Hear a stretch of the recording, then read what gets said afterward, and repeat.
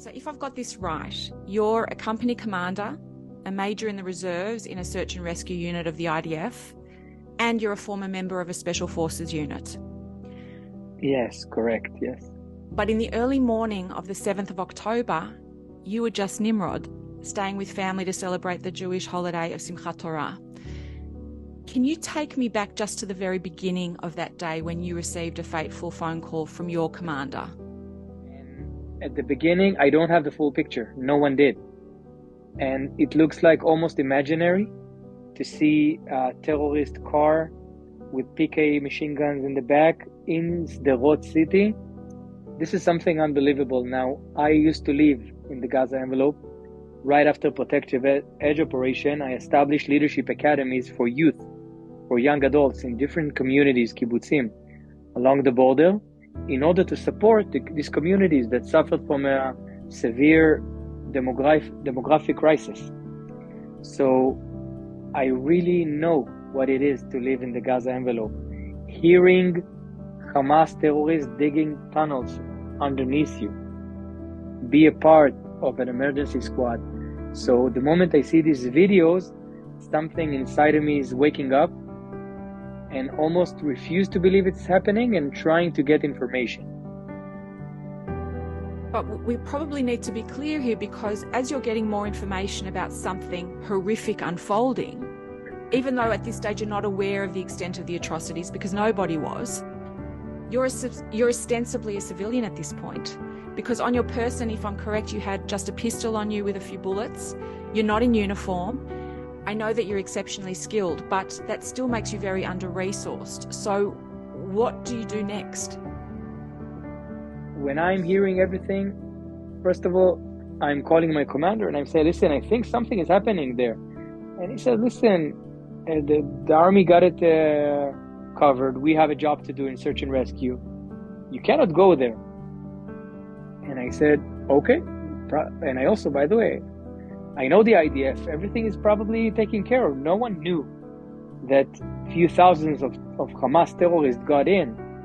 So I'm driving to Jerusalem. By the way, at that point, if I would have drive straight to the Gaza envelope, 100% I would have died. Hamas, ISIS had dozens of terrorists blocking the roads. Anyone that drove on these roads in between, let's say 6:30 a.m. to 9:30 died. And I'm saying 100% died. You didn't had a chance to get out the car and fight. It was that bad. I'm getting to Jerusalem around 7:45. I'm switching to uniform quick as I can. I still have only my pistol. Then I'm getting another video and I'm saying, okay, this is too much. I'm calling my commander and I say, listen, something is happening. And he says, hey, Nimrod, it's not, everything is taken care of. The same answer. And I hang up and I drive to the Gaza envelope. I defy an order. I decided to drive, but still hesitating. Not really knowing what's going on. And on the way, I'm getting another phone call. My ex-wife is calling. We are in good relationship. And her boyfriend, he's from Kibbutz Nir Oz, with his two little girls inside the safe room, with Hamas terrorists outside the door. Literally throwing grenades at the door, shooting, and wrestle with him on the handle of the door.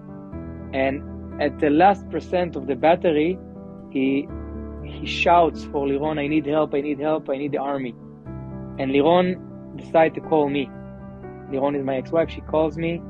She said it. I'm pressing the gas. And I tell her, Liron, I'm on my way. I'll get there. And I'm flying 180, 200 kilometers an hour on highway number 6. Literally flying to get there. And during that way, all I'm doing is praying for God to give me a chance to fight and not to be ambushed on the road. I don't want to die driving in the car. That's what I'm praying for. Around 40 minutes before I get there, I drove really fast. I'm getting another phone call from one of my soldiers underneath me in my company. And he said, listen, Nimrod, do you know what's going on? I said, no, I have no clue, but I'm driving there. And he said, can I come with you? I said, yes, but Kirill, you're not as a soldier now. I'm driving there as Nimrod, civilian, that simply cares, not as a soldier. He said, sure, I'm coming. We scheduled to meet right outside Netivot. I got there 3 minutes before he did. So I told myself I have to do something with my time. I stepped outside the car and I recorded a video on my iPhone to my kids, basically saying goodbye. I have a almost 7-year-old kid, Guni, and Aluma, she's 4.5. I love them so much. And this video, I think they were still asleep when I recorded this video. And I told myself by the time they'll wake up, I will probably already be dead. So this is what I'm leaving to them.